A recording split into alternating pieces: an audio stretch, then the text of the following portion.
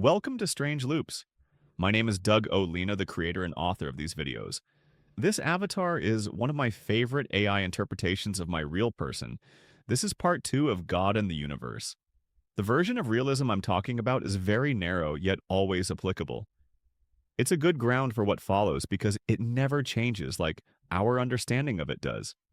To expand our version of realism to include all the elements in this book, biology, consciousness, reasoning ability, freedom, spirituality, requires some faith because these elements can't be tied to the material existence of the earth without an indefinable causal link. They require a more complex reality than one composed merely of atoms and space. Something or someone else must be involved, including us. Everything we know carries the residue of us inside it and can never be extracted entirely from our participation in and interaction with the world. That's nasty and a little inconvenient, but it's also encouraging because we can still offer something new to the knowledge project that was unheard of before. You are important to this process.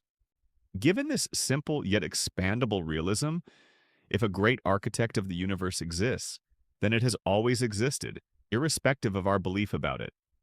We need an explanation for why there is complexity in the universe the way we find it. To do this, I use a framework called emergence. Emergence is a fuzzy term that allows the coming to be of something more complex out of something less complex. How that actually happens remains unclear at the moment, but for a good though disappointing reason.